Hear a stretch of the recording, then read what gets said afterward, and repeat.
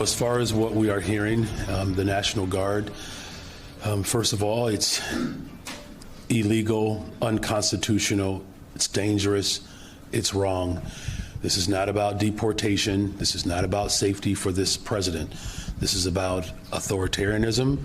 It's about stoking fear. It's about breaking the Constitution that would give him that much more control over our American cities. Hi again, everyone. It's now 5 o'clock in New York. More escalations to report in the standoff between our commander-in-chief and American cities he doesn't like. Today, as leaders like the one you just heard, Chicago's mayor, call out Trump's desires to deploy federal troops to the streets of cities run by Democratic elected officials, as Trump in the Oval Office yet again raised the prospect of invoking the Insurrection Act. Today, notable not just for the growing clash of rhetoric, but of troops actually appearing on the ground. The Texas National Guard has arrived in Chicago. The Chicago Tribune reports that its journalists, quote, saw several military members dressed in camouflage and carrying long guns on federal property in the far southwest suburbs Tuesday morning.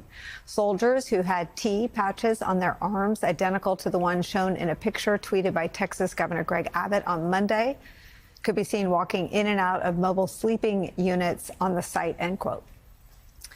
The presence of these out-of-state troops comes as a judge declined to immediately respond to a lawsuit filed by the state of Illinois, which we covered on this program yesterday. That lawsuit said the Trump administration's efforts to send in the National Guard against the wishes of the state's governor are illegal and unconstitutional.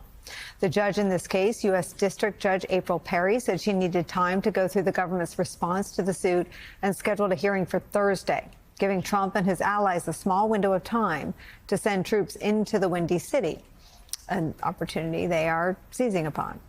But as Illinois Governor J.B. Pritzker said to our colleague Rachel Maddow last night, taking this step could be risky before the judge officially rules. Watch. Well, the judge did warn the federal lawyers that if, in fact, they brought those National Guard and put them on the streets, that would be a really bad idea because there may be a ruling against them in just a couple of days. And I might add that if they do deploy them to the streets and then they are ruled against, I mean, how embarrassing to have to turn tail and run back to Texas 2 days after you've arrived in Chicago. Chicago being in the state of limbo for a few days stands in contrast to what has happened this week in Portland, where a judge did temporarily block the administration from sending in National Guard troops from other states. The Illinois Attorney General argues in the lawsuit filed yesterday, quote, the American people, regardless of where they reside, should not live under the threat of occupation by the U.S. military, particularly not simply because their city or state leadership has fallen out of a president's favor. That is where we begin the hour. Some of our favorite reporters and friends. MSNBC senior national and political correspondent Jacob Soboroff is on the ground outside Chicago. Also joining us, staff writer at The Atlantic and a contributor to The Atlantic Daily Newsletter, Tom Nichols is here. He's a professor emeritus of national security affairs at the U.S. Naval War College, where he taught for more than 2 decades. Plus, host of the Bulwark podcast, MSNBC political analyst Tim Miller is here. Jacob, I start with you. Just bring me up to date since we talked exactly 24 hours ago of what you're seeing and reporting on the ground in Chicago.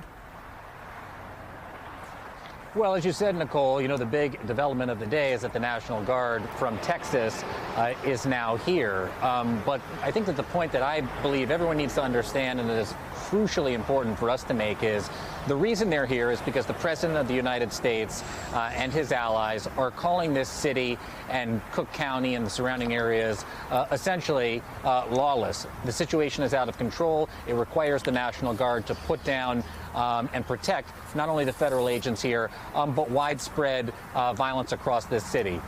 That is not what I have seen in this city at all. And in fact, if they are indeed going after the worst of the worst, we, MSNBC, witnessed the exact opposite today. And I want to tell you one specific anecdotal story that we saw here in Cicero. This is the most Hispanic community in all of Illinois. 80% 89%, almost 90% of the people who live here are Latino or Hispanic out of the 90,000 people that live here. And we showed up at this bakery literally 20 minutes today after they went after and they arrested two people. And I want to make sure I give you their names. And let's take a picture. Let's take a picture of them right now so I can show you who they are. Mario Martinez and Daniel Cabrera. This is a video of Border Patrol. There they are. Mario Martinez is on the right. Daniel Cabrera is on the left. The Border Patrol showed up here outside of this bakery. They have been patrolling this neighborhood all day, and they grabbed these guys. We can show that video again. And we've got some surveillance video from inside that they were doing nothing other than grabbing their cup of coffee before their day of work. And they are two of multiple people who have been taken in this neighborhood today alone, not because they are the worst of the worst. I also met people, here's some surveillance video, as they chased these guys. They left their cups of coffee, as you see there, sitting down on the trash can outside of the store after Border Patrol. And it looks like they've got someone following them, actually filming there, Nicole, chase them inside this bakery. While we were here reporting on the scene, a cousin of one of the two men, Daniel, showed up to ask me, do I know where to find him? I want to show you a little bit of our conversation right now. Watch this. They just randomly showed up. He didn't do anything wrong. They just took him forcefully. They're scaring everybody around now. So I feel like a target too, even though I'm a U.S. citizen. But You feel like they would even arrest you? yeah, at this point I do. Does your cousin have a family? Yeah, he does. His mom, dad, everybody here, his kids. He's got kids too. Yeah. And so now, what country is he from? He's originally from Mexico, but he was making a life here for his family, and as you can, like I told you, he was about to open up a shop. I'm really sorry again that you're going through this, and I appreciate it. And I know that you're looking for him. You still don't know where he is. Yeah, I'm just trying to find any clues, ideas, see where they took him, why they took him, and what's the whole purpose for this. That's a question, Nicole, that people all across Chicago, but especially today in this neighborhood, are asking. Where are their loved ones? Where are their family members who have been picked up off the street, not because they're the worst of the worst, but because they were going about their daily activities? Mario Martinez has been in the hospital for the last several months. He had a heart condition, was sick as well. He doesn't have his medication, and his wife was telling us, just like Nori Ramos, who we've introduced to people from on your show as well, not sure that he's going to get his medicine inside ICE detention, what the consequences of that will be, nor if they'll ever see him again, Nicole. I think people watching wonder how that is possible, that someone who drove up to a bakery to get a cup of coffee is now someone that you can there credibly report his family may never see again. Say more. Well, that's exactly right. I was at the Broadview ICE detention facility yesterday. Here was the first place I went when I got to Chicago, because it's become somewhat of a flashpoint. It's been this staging location, both for the federal agents, but also for the people that they're bringing there before they send them off to other ICE detention facilities. And I can't tell you the number of people, including people in LA, who we haven't reported about on air, who contact me regularly, almost every day, saying, I can't find my loved one in the system. Usually there's something called an A number that ICE has, and they're able to track people very specifically. But people have been moved around so quickly within this ICE detention system that people are terrified that while they might be able to make contact, and Mr. Martinez was able to contact his wife and say that he hopes that he can get his medicine from her, he doesn't know how long he's going to be detained for here in the Illinois area, if he's going to be sent to a detention center in Arizona or Louisiana or California, and how long it'll be before the Trump administration sends this gentleman to Mexico, a place he hasn't been for much of his life, and leaving the home behind of this beautiful neighborhood, this peaceful neighborhood today in the western suburbs of Chicago. What is the predicate that they articulate beyond racial profiling?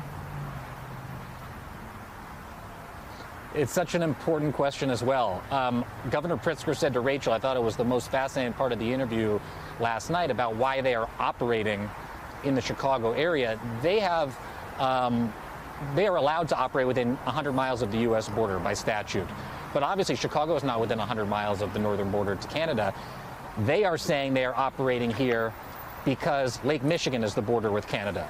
And that is the excuse, according to Governor Pritzker, at least what he told Rachel last night.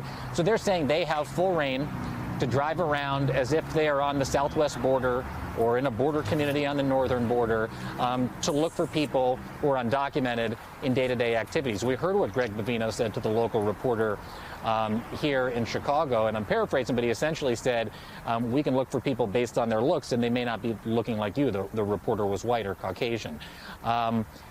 That's what people here feel like. That why would the Border Patrol, in tactical gear, masked up, be running around chasing people getting a cup of coffee in the most Hispanic neighborhood in the state of Illinois when things are largely peaceful here?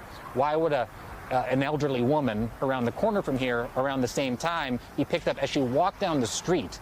Her neighbor walked out shaking when I was talking to him, so nervous that he had seen this immigration enforcement operation take place on his peaceful residential street, where I asked him, are there murderers and rapists and criminals? Is that what's going on around here? And he said, no, absolutely not. This is a hardworking community. But the Border Patrol says they're operating within their legal right to be within 100 miles of the U.S. border, which I guess, according to Governor Pritzker, is Lake Michigan. Let me ask you about one more story that we've covered together this week. This is the Chicago Sun-Times, which has had incredible reporting on what's happening in its city. An attorney for the woman shot by Border Patrol claims agents said, quote, do something B-word before shooting. Quote, body camera video of a Border Patrol agent involved in the shooting of a woman who was allegedly chasing agents in Brighton Park over the weekend shows an officer saying, quote, do something B-word before pulling over and shooting the woman 5 times, the woman's attorney said in federal court Monday. The video appears to contradict the government's allegation that Marmar Martinez, 30 years old, drove toward officers before one of them opened fire on her late Saturday morning on Kedzie Avenue near 39th Street. Her attorney, Christopher Parenti, said at a detention hearing at the Dirksen Federal Courthouse. What is your understanding of who is crafting the government statements and their association with the truth at this point? You know, we reached out to ICE and CBP about what happened here, Nicole, and it's radio silence. And you hear from them in times, I feel, as someone who tries to get answers from them regularly, when these things reach a boiling point that they're sort of forced to respond. And this one was a flashpoint that everybody saw. A woman was shot, and now this alternate telling of the story is coming out that contradicts their initial explanation of what happened. And we have seen that time and again. One thing we've also seen time and again that's consistent with that telling of the story, and obviously I can't confirm those specifics myself, is the aggressive nature of the behavior of the federal agents on the streets. And in essence, they want people to see how aggressive they're being, whether it's marching down Michigan Avenue with masks and long rifles, or coming into a community like this, driving around. I've seen from rapid response community members here today alone, agents sticking less lethal weapons out the windows, yelling at protesters or people who are monitoring them. That aggressive behavior is what is the constant. The inability to get a straight answer from ICE or CBP, in my experience as a journalist, has also been a constant in this large-scale mass deportation effort, whether it's at Home Depot parking lots in Los Angeles or here in Cicero in Chicago. And that's why I think it's so important that, and I'm grateful to you and to MSNBC for having us here on the ground so that we can see it for ourselves. We were only 20 minutes behind this, but these incidents are happening every day all around this community now for almost 1 month. It'll be a month on the 8th.